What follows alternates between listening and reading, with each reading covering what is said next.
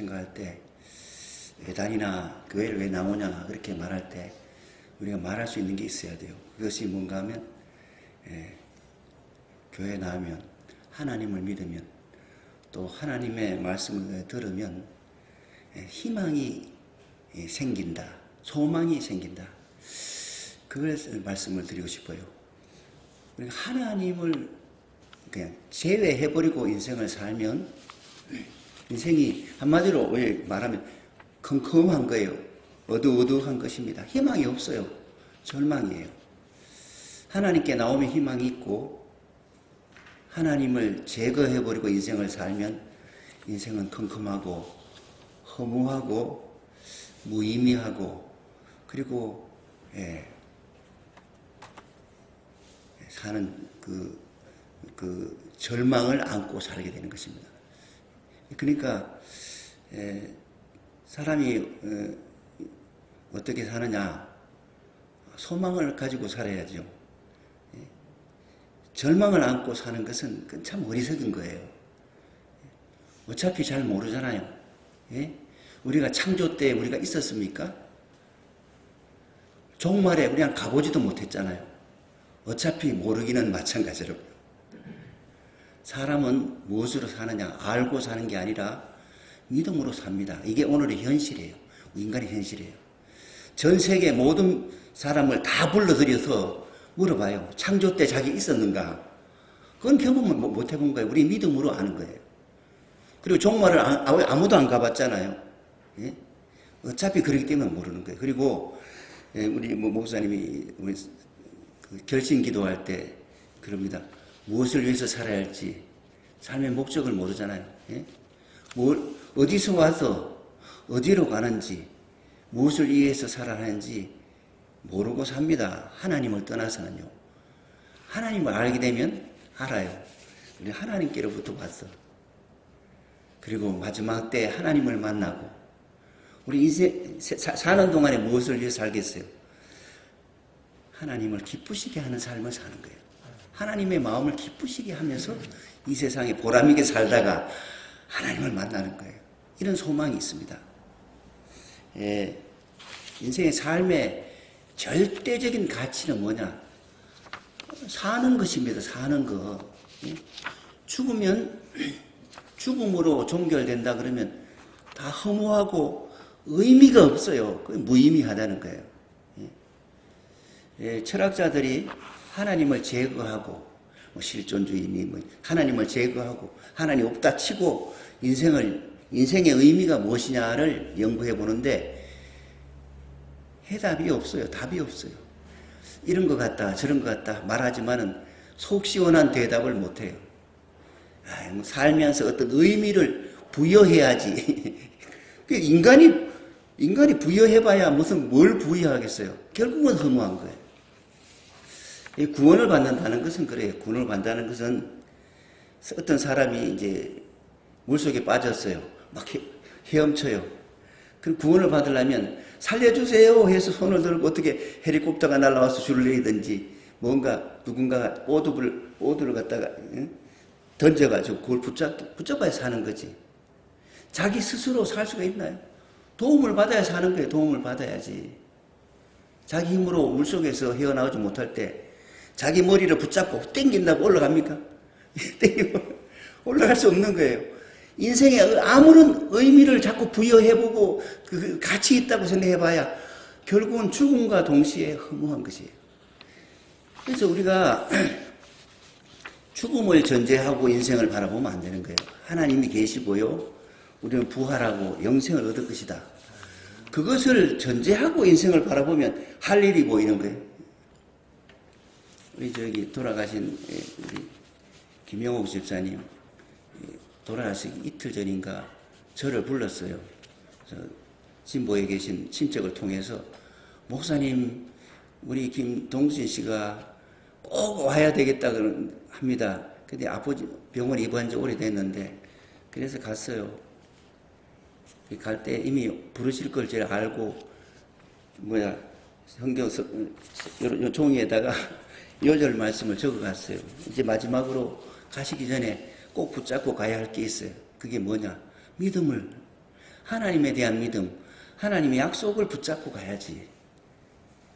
제가 기억이 나는 거네. 많은 말씀을 2장쯤 해가지고 막 읽어드리고 아멘을 이제 아멘 하시라고 그렇게 했는데, 특별히 내 생각이 나는 것은 그래요. 예수님이 하신 말씀. 나는 부활이요 생명이니 나를 믿는 자는 죽어도 살겠고 살아서 믿는 자는 영원히 죽지 아니하리라. 네가 이것을 믿느냐? 이 말씀을 했더니 아멘. 얼굴이 밝아지시더라고. 소망이 필요한 거예요. 소망을 가지고 인생을 살아야지. 그것도 큰 소망을, 아주 무지무지하게 큰 소망을 가지고 우리가 인생을 살아야지 행복합니다. 우리가 아들, 딸들 다 키웠지만은 아들, 딸들이 다 자랐어요. 아들, 딸들에게 무엇을 유산으로 남기겠어요? 소망을 남겨야죠. 소망을 붙잡고 사는 법을 남겨야 되는 거예요. 하나님을 떠나서는 희망이 없습니다. 하나님을, 자기가 똑똑해가지고 하나님을 제거하고 하나님 없다 이렇게 해버리고 사는 것은 어리석은 것이에요. 첫째 어리석어요. 그래서 하나님의 마음속에 어리석은 자는 마음속에 이르기를 하나님이 없다 그렇게 말한다는 거예요. 왜 어리석냐? 첫째는 하나님이 없다고 하게 되면 사람이 어디서 와서 어디로 가야 할지 어떻게 살아야 할지도 모르고 악하게 살게 되는 거예요. 눈앞에 현실에 매몰돼 가지고 살게 되는 거예요. 그래서 어리석다는 거예요. 예, 우리가 하나님을 믿고 또 하나님 은혜를 자꾸 하나님이 우리에게 베푸시는 그 은혜의 말씀을 자꾸 듣다 보면 소망이 생기게 됩니다. 예, 지난번에 그 말씀을 지난번에 제가 그 말씀을 했을 때 그 하나님의 이름에 대해서 이 말씀을 한번 드린 적이 있어요. 하나님 이름. 예, 우리 만물의 존재의 근본적인 원인, 제1원인. 우리 뭐 사람도 있고, 자연, 한천초목, 동물도 있고, 자연도 있고, 세상에 있는 모든 것들, 이 존재하고 있잖아요. 있는 것에 그 원인이 있을 거예요, 원인. 원인의 관점에서 보면, 그 원인의 관점에서 보게 되면 제1의 원인이 하나님이거든요. 그 하나님의 이름이 뭐냐? 스스로 있는 자리라 이렇게 말씀하셨어요. 나는 다른데 그 원인이 있는 게 아니라 내 스스로 안에 존재의 근원이 뿌리가 있다. 이게 하나님인 거예요. 이 하나님께서 스스로 계신 분, 이 하나님께서 천지를 창조하셨어요. 하늘과 땅을 창조하시고 만물을 다 창조하시고 마지막에 사람을 만드셨어요. 창조하기 전에 그 상황은 어땠느냐? 첫째는 어두웠어요. 컴컴하다 그랬고요. 어둡고 그리고 혼돈하다. 막 뒤섞여 있었다. 질서가 없어요. 혼돈하고 그리고 공허하다. 의미가 없고 내용이 없어요. 삶에 내용이 없는 거예요. 내용이 없다는 말을 좀 다른 말로 설명하면 그래요. 우리 살긴 살아요. 인생을 살긴 사는데 삶에 내용이 없다고 말하면 삶에 기쁨이 없고요. 소망이 없고 삶에 보람이 없다는 뜻이에요. 그게 내용이 없는 거예요. 허무한 거예요. 이 허무한 세상 속에, 컴컴한 세상 속에, 혼돈의 세상 속에 하나님이 빛이 있으라. 빛을 창조하시고 밝음을 창조하시고 또 혼돈의 세상 속에 질서를 주셨어요. 질서. 이 자연 법칙이라는 게 다 질서의 원칙이죠. 법칙대로 항상 움직여야지 딱 잡히는 거예요. 어느 날은 공을 던졌더니 공이 떨어지지 않고 하늘로 올라왔다. 어느 날 던지니까 떨어졌다. 그러면 이게 질서가 없는 거죠. 법칙과 원리를 심어가지고 이 세상을 창조하셨어요. 그래서 우리는 자연을 대할 때 자연과학자들이 광물을 보면 광물도 일정한 성질이 있거든요. 그 성질이 있으니까 그걸 기초로 해서 자꾸 연구해서 과학을 발전시키는 거예요. 질서를 창조하시고 그 다음에 이 창조된 세상 속에는 하나님이 창조하심으로 말미암아 시간이 계수하게 되기 시작하는 거예요. 그때부터 어둠에 밝음이 생기면서부터 보이기 시작하면서 시간이 생기게 됐어요. 시간이 의미 있는 시간이 창조되고 물리적인 공간이 창조되면서 그 속에서 하나님이 마지막으로 식물과 동물 창조하시고 뭐 새도 창조하시고 고기도 창조하시고 다 만드신 다음에 마지막에 사람을 만들었거든요. 여기 의미가 있는 거예요. 이게 하나님 만드셨어요. 그러면서 창조하실 때 하나님께서 사람에게 기대하는 하나님의 뜻이 나타나는 말씀이 오늘 읽은 본문의 말씀입니다. 이 보게 되면 28절에 보게 되면 사람을 창조할 때 하나님은 여기서 말하면 우리가 이렇게 말하거든요. 우리가 사람 생각할 때 하나님은 한 분 이렇게 생각하는데 우리가 생각하는 숫자상으로 1 이게 아니고요. 하나님은 유일하신 분이라는 의미에서 하나인 거예요. 유일한 분, 창조의 유일하신 분 이런 뜻에서 하나가 아닙니다. 그래서 하나님 자기 자신이 말씀하실 때 하나님 안에서 말씀하실 때 우리가 이렇게 말합니다. 공동체를 말씀하시는 거예요. 우리가 우리의 형상을 따라서 우리의 모양대로 사람을 만들자 그렇게 이야기합니다. 하나님이 사람을 만들 때 하나님의 모양과 형상대로 만들자 그래가지고 사람을 만들거든요. 이게 굉장히 의미가 있는 것입니다. 하나님이 어떤 분인가를 알면 사람이 어떠한 존재인가를 알 수 있는 단서를 얻게 되는 거예요. 하나님이 어떤 분이세요? 하나님은 전능하신 분이잖아요. 능력이 있으신 분이에요. 사람도 상당히 능력이 많습니다. 하나님 닮았어요. 연구하고 창조하는 그런 능력들이 많이 있어요. 전능하신 하나님이세요. 그리고 말씀하시는 분이세요. 말씀하시는 분이란 게 인격적인 분이시는 거예요. 이 하나님의 형상으로 만들어졌다는 것은 하나님과 사람 사이에 대화가 가능하다 하는 것을 말씀하시는 거예요. 대화가 된다. 우리가 기도를 하잖아요. 기도. 하나님께 우리가 우리의 말로 기도하잖아요. 그러면 하나님은 들으신다고요. 들으시는 귀를 가지고 계시다고요. 그러니까 우리가 어떤 기도를 하든지 간에 일단은 하나님은 들으신다. 그래서 기도할 때 하늘에 계신 우리 아버지, 하나님 아버지, 하나님은 이렇게 대상을 두고 우리가 우리의 마음의 소원과 우리의 허물과 죄를 고백하든지 소원을 아뢰든지 말을 던질 수 있는 거예요. 하나님은 그 말씀을 들으시고 또 우리에게 말씀을 하시는 분이세요. 어떤 방법으로 여러 가지 방법으로 말씀하시지만은 이런 모양으로 저런 모양으로 말씀하시지만은 그 방법은 여러 가지입니다. 여러 가지. 꿈을 통해서 말씀하시기도 하고 어떤 사람을 통해서 말씀하시기도 하고 옛날에는 예언자들을 통해서 다시 말해 옛날에 하나님 말씀과 하나님과 교제하던 사람들을 통해서 말씀하시고 너희가 백성들에게 가서 이렇게 전해라. 그래서 전달을 통해서 말씀하시기도 하고 이런 저런 방법으로 대화가 가능하신 분이세요. 하나님은 대화가 가능하십니다. 그래서 우리는 근본적으로 고아가 아니란 말이에요. 하나님이 계시고 우리를 창조하신 하나님이 계시고 하나님과 또 대화가 될 수 있는 방법으로 만드셨어요.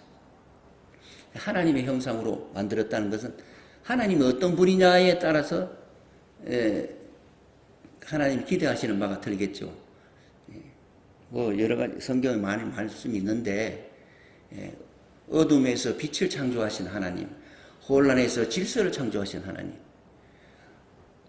허무에서 의미를 창조하신 하나님께서 우리에게 우리를 만드셨기 때문에 하나님도 그런 능력을 우리에게 주셨다는 뜻입니다.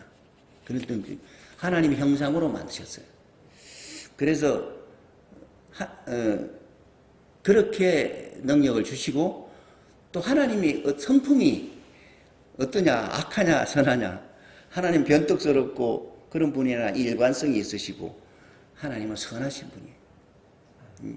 그걸 우리에게 말씀하죠. 하나님, 나는 그래서 그 시편 100편에 보게 되면 마지막 절 제가 종종 예배 말씀을 읽는데 마지막에 그런 말이 있어요. 하나님은 그 인자하심이 그 선하심과 인자하심이 영원하도다. 선하심과 인자하심이 영원하시도다. 항상 그 선하심과 인자하심이 영원하단 말이에요. 우리가 사람이 죄를 짓고 허물하고 빗나간다 할지라도 오래오래 참으시면서 계속 참으시면서 그 선하심과 인자하심을 우리에게 비추어 주시고 우리를 구원하시는 분이세요. 우리가 그런 분이에요. 그래서 하나님의 형상으로 만들었을 때 하나님이 기대하시는 인간성은 하나님 닮은 사람, 하나님의 아들답게, 하나님 딸답게 그걸 기대하시면서 창조하신 거예요. 그런 성품을 가지고 거기에다가 하나의 이 세상을 다룰 수 있는 권능을, 권세와 능력과 신분을 주셨어요. 여러분, 이 말씀을 여기 보게 되면 28절의 말씀을 우리 한번 읽어보겠습니다. 같이. 27절, 28절 같이 읽어보겠습니다. 하나님이 당신의 형상대로 사람을 창조하셨으니 곧 하나님의 형상대로 사람을 창조하셨다. 하나님이 그들을 남자와 여자로 창조하셨다. 하나님이 그들에게 복을 베푸셨다. 하나님이 그들에게 말씀하시기를 생육하고 번성하여 땅에 충만하여라. 땅을 정복하여라. 바다의 고기와 공중의 새와 땅 위에서 살아 움직이는 모든 생물을 다스려라 하셨다. 하나님이 영원하신 것처럼 우리에게 영원한 생명을 가지고 영원히 살기를 기대하시면서 우리를 만드셨고요. 그리고 우리에게 영원히 살면서 하나님 성품을 가지고 하늘과 땅과 있는 모든 만물을 다스리는 위치, 권세를 주셨어요. 그게 하나님의 나라입니다. 하나님이 우리에게 위임을 시킨 거예요. 온 세상에 위임시킨 거예요. 우리의 형상대로 사람을 만들어서 내가 만든 이 자연을 다스리게 할 수 있는 권한으로 만드셨어요. 그래서 하나님께서 우리 인간의 위치를, 사람의 위치를 만물의 영장의 위치로 만들었어요. 하늘과 땅과 온 천지 만물을 다스리고 지배할 수 있는 그런 위치에 우리를 두신 거예요. 이게 하나님의 뜻이에요. 우리를 향하신 하나님의 선하신 뜻은 우리로 하여금 영원히 살고 하나님의 성품을 담게 하고 만물을 다스리게 하시는 거예요. 만물을. 이게 하나님이 우리에게 원하시는 뜻입니다. 인생의 목적이 뭐냐? 하나님을 믿고 하나님을 영화롭게 하고 하나님 뜻을 따라 하나님을 기쁘시게 하는 삶. 이렇게 그게 인생의 목적이 되는 것입니다. 근데 현실은 그렇지 않죠. 우리가 현실 눈에 보이는 세상은 그렇지 않잖아요. 하나님이 창조는 그렇게 하셨는데 현실은 안 그런 거예요. 이 세상을 바라보면 악한 자가 더 잘 사는 것 같고, 아주 깨가 많고 속임수 쓰는 사람들이 더 승승장구하는 것 같고, 정직하고 성실하고 착한 사람은 맨날 손해보는 것 같고, 세상이 그래요. 그렇게 보인단 말이에요. 그리고 또 늙고 병들어 죽음을 맞이하게 되고, 이런 현실을 바라보면서 왜 이런 현실만 바라보게 되면 왜 인생이란 뭐냐? 인생이 왜 이렇게 부조리하냐? 이렇게 인생이라는 게 뭐 죽음으로 끝난다면 무의미하잖아요. 의미가 없잖아요. 허무하잖아요. 가끔 저는 유튜브에 보게 되면 집들을 소개하는 그게 많이 나와요. 근데 어떤 집을 보니까 100억 되는 집을 이렇게 소개하는 게 나왔어. 며칠 전에 보니까. 그 집을 보니까, 집을 근사하게 짓고, 화단을 갖다가 막 장식을 하고 막 그렇게 지었는데 그분이 그거 짓고 나서 몇 년 사셨는지 모르겠어요. 죽으면 끝이에요. 아무리 이쁘게 지어도. 잠시 보니까 그거 기껏 살아봐야 5년, 10년. 잠시 살다가 가는 거예요. 그걸 짓기 위해서 일평생 노력했을 거 아니겠어요. 인생이나 죽음으로 종결된다고 믿으면 인생은 더 이상 의미 있는 게 없습니다. 아무 의미가 없는 거예요. 왜 이런 세상으로 보이는가? 왜 이런 세상이 됐는가? 하나님께서 우리 사람에게, 창조하신 사람에게 맡기셔서 위탁했어요. 위탁. 나와 자기와 같은 형상으로 만들어고 난 다음에 그 권세를 주고 그 위치를 주고 난 다음에 다스리라 하고 그렇게 이제 맡기셨는데 사람이 타락을 한 거예요. 사람이. 이 세상이 이렇게 부조리하냐? 사람의 인간성이 타락해서 그런 거예요. 다른 이유가 없어요. 사람들이 첫째는 교만합니다. 하나님을 떠났어요. 하나님. 교만해요. 자기가 잘난 것 같아요. 그래서 세상의 학문들은 하나님을 빼놓고 연구를 해요. 자연과학도 하나님을 빼고 연구하고 철학도 그렇고 하나님을 빼고 나니까 연구해도 대충 짐작은 가는데 확실한 대답은 못하는 거예요. 그런 얘기가 있습니다. 다는 많이 들었을 것 같은데 맹인이 어느 날 코끼리를 만나러 갔어요. 맹인이 여럿이. 코끼리가 워낙 커서 이렇게 더듬더듬 가서 이렇게 이제 안내하는 사람 만지게 해줬어요. 만졌는데 어떤 사람은 다리를 만지고 어떤 사람은 코를 만지고 어떤 사람은 배를 만지고 그래 만졌어요. 만지고 와서 야 코끼리가 뭐냐 하고 물어보니까 어떤 사람 코끼리는 벽 같아. 편편한 벽 같아. 어떤 사람은 코끼리는 몰랑몰랑한 뭐 같아. 어떤 사람은 기둥이야. 기둥. 이게 사람이 안다는 게요. 부분적으로 알거든요. 부분적으로 봐요. 부분적으로 경험하는 겁니다. 우리가 언제 창조 때부터 있었습니까? 종말에 가봤습니까? 우리가 사는 인생 그 짧은 한 토막 가운데서 보고 듣고 경험한 것을 가지고 지식이라 그러는 거예요. 그러니까 부분적인 지식을 가지고 있어요. 전체를 몰라요. 여러분 코끼리가 벽입니까? 코끼리가 기둥입니까? 코끼리가 말랑말랑 뱀 같습니까? 아니잖아요. 그와 같은 거예요. 하나님을 떠났어요. 떠나니까 사람에게 닥치는 그 현상이 첫째는 무지한 거예요. 하나님 없이 세상을 보니까 해석이 안 돼요. 어디서 왔는지, 어디로 가야 하는지, 무엇을 해야 하는지, 이게 뭔지 기준이 없어요. 몰라요. 그리고 인간의 경험이라는 것은 제한된 시간 속에서 눈으로 보고 만지고 이렇게 하는 거거든요. 따지고 들면 그렇게 해서 눈으로 본 게 그냥 확실하냐? 눈도요, 사람 눈도 눈이 약간 생명인 사람은 어떤 색깔을 구분 못해요. 생명인 사람은 자기가 무슨 회색이다 그러는데 그게 회색이 아닐 수 있는 거 다른 사람 볼 때. 만지는 그 촉감도요. 만질 때마다 틀려요. 처음에 우리 그렇잖아요. 그러면 처음에 만졌을 때는 남자와 여자가 만나서 손목 잡아서 전기가 와. 근데 맨날 만지면 그 손이 내 손인지 나무 손인지 모른다고요. 촉감이고 시각이고 자기 인간 안에 가진 그 기능이라는 게 한계가 있는 거예요. 한계. 우리가 이런 점을 겸손하게 인정해야 돼요.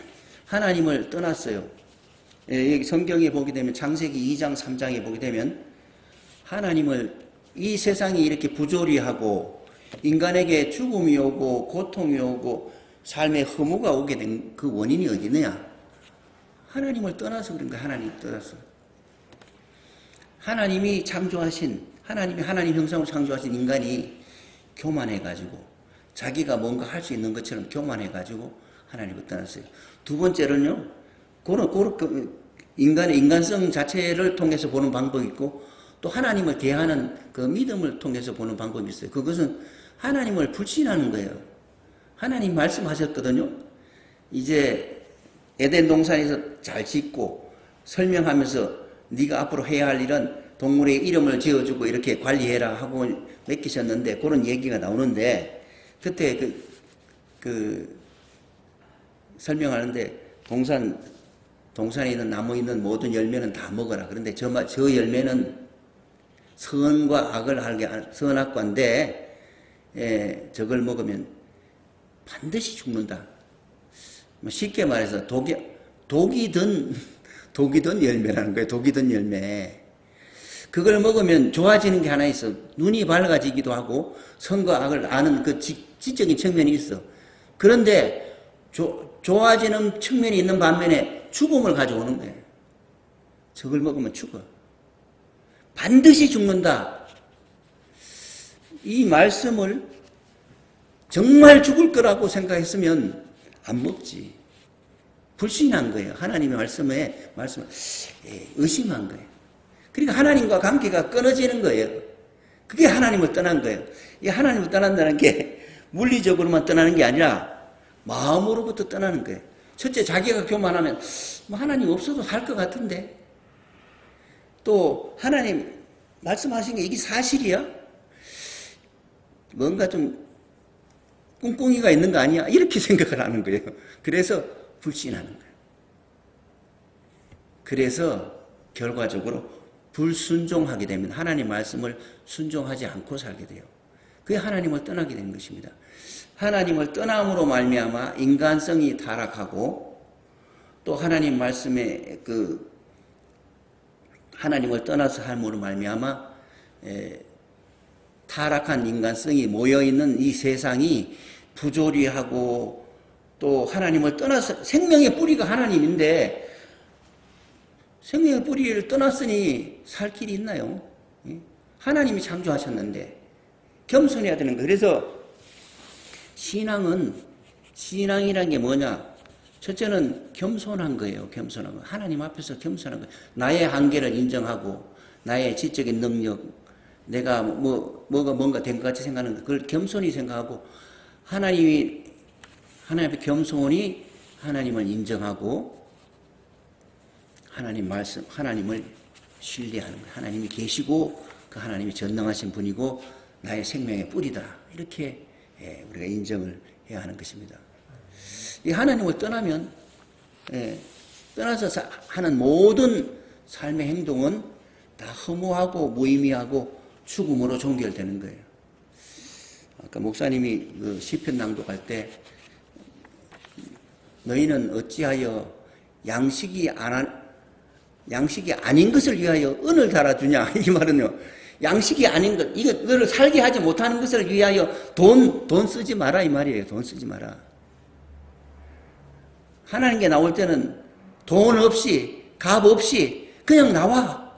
하나님께 나와라. 나를 믿어. 이거거든요. 그리하면 너희가 구원을 얻는다. 이 말씀이에요. 그래서 우리를 향하신 하나님의 뜻은 처음부터 지금까지 앞으로도 마찬가지고 좀 사는 것입니다. 부활과 영생을 얻는 것이 하나님의 뜻이에요. 하나님은 죽이기를 원하시는 게 아니에요. 하나님이 우리가 구덩이에 빠졌다 하더라도 죄에 빠지고 잘못됐다 하더라도 하나님은 구원하시는 하나님. 우리를 사랑하시기에 구원하시는 하나님이고 오래오래 참으시는 사랑을 가지신 하나님이시고 우리를 대신하여 십자가 지시는 하나님의 사랑을 그런 사랑을 가지신 하나님이십니다. 여러분 주보 뒤에 여러분 보게 되면 시간이 많이 되니까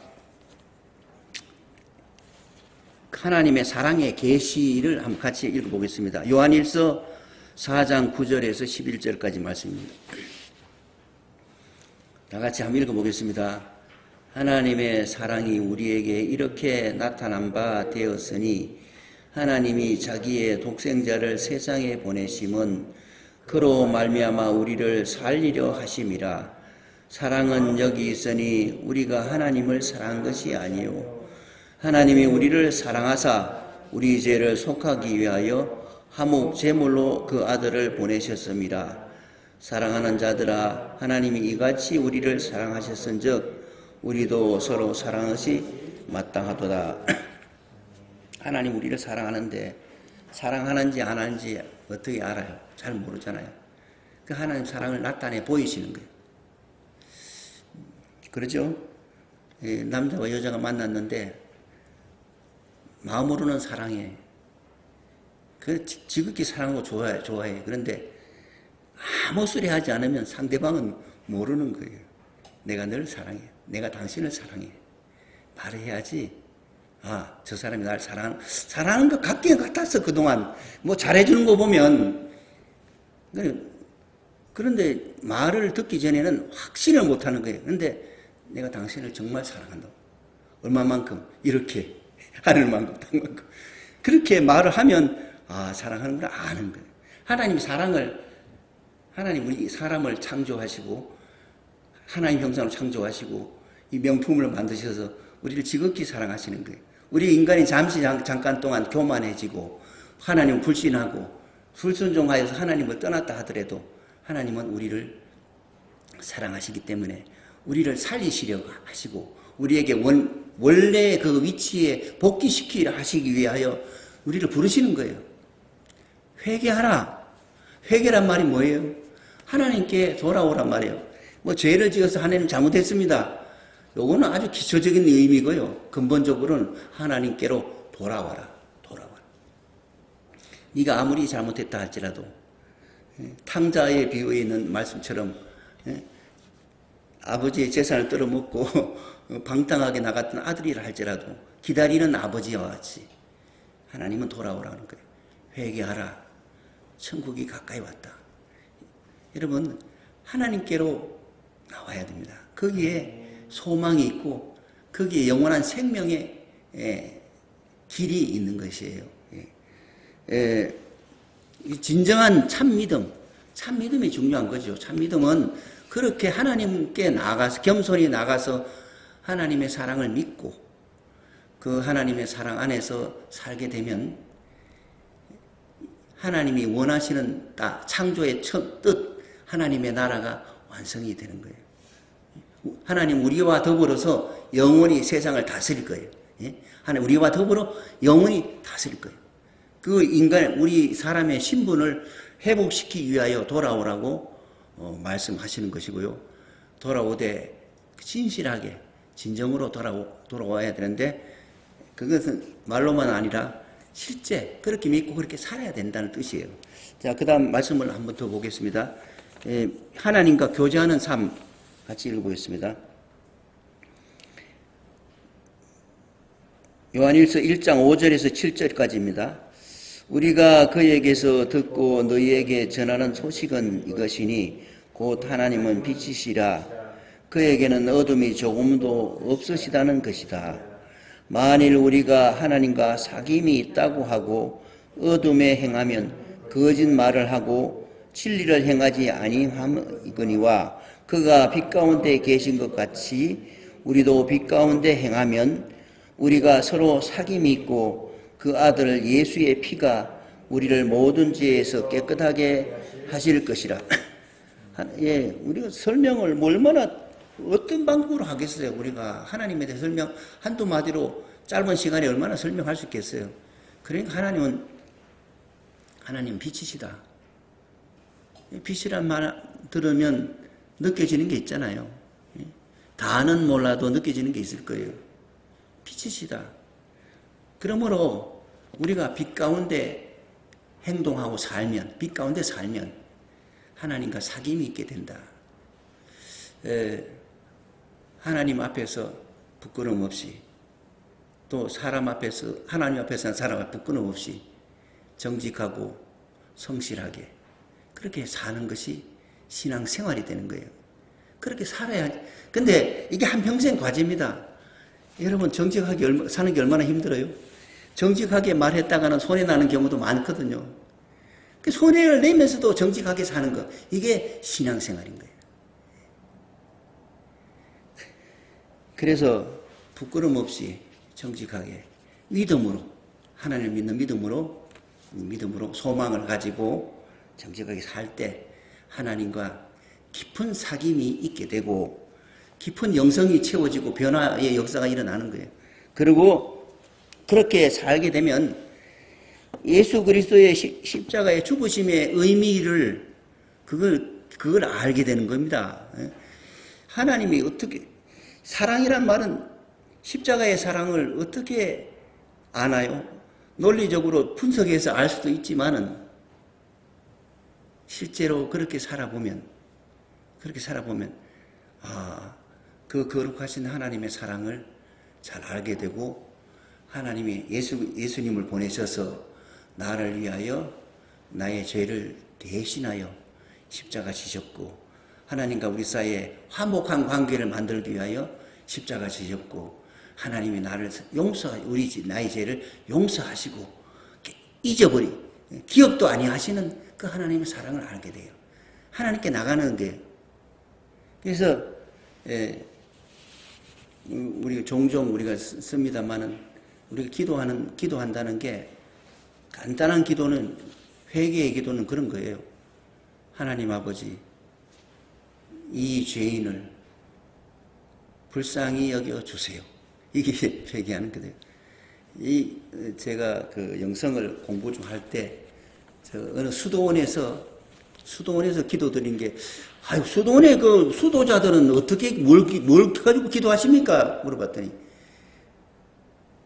이 기도를 하는 거예요. 이 기도를 하나님 아버지 이 죄인을 불쌍히 여기소서 이 말을 반복해서 하루 종일 그냥 몇 날 며칠을 그렇게 기도한대요. 그렇게 기도할 때 그 기도 속에 자기의 진실이 겸손히 하나님께 나가는 마음이 생기고 하나님 앞에 진실한 기도를 하게 되고 그렇게 기도하게 될 때 하나님께로부터 영적인 음성을 듣는 거예요. 내가 너의 죄를 용서하마. 내가 너를 위해 십자가 졌다. 너의 죄는 기억하지 않는다. 그런 마음의 확신을 가지게 되는 거예요. 영성이 그렇게 발전되는 거예요. 그런 확신 속에서 하나님의 자녀로 변화되고 하나님 자녀가 되어서 이 세상을 살다 보면 세상은 부조리한 세상이 아주 합리적이고 아주 조화로운 세상으로 바뀌게 될 거예요. 그러한 나라를 하나님께서 만들기를 원하시고 그런 모습을 우리를 통해서 보기를 원하시고 그런 세상이 최종적으로 오게 되는 하나님의 나라가 됩니다. 우리 하나님의 자녀들이 다 되어서 하나님 마음을 기쁘시게 하고 하나님 나라에 다 들어가서 영원토록 복되게 살아가는 우리 성도들 다 되시기를 주님의 이름으로 축원합니다. 기도하겠습니다. 하나님 아버지 고맙습니다. 오늘 귀한 말씀을 통해서 우리에게 소망을 주고 우리의 삶의 의미를 주고 또한 우리의 삶을 거룩하게 만드시는 귀한 말씀을 주셔서 감사합니다. 하나님이 우리를 귀하게 창조하셨는데 귀한 하나님의 아들, 딸로 성장하고 성숙해지게 하시고 그런 모습으로 살아가는 저희들 다 되게 하여 주셔서 하나님을 기쁘시게 하는 저희들 다 되게 하옵소서. 예수 그리스도 이름으로 기도하옵나이다. 아멘.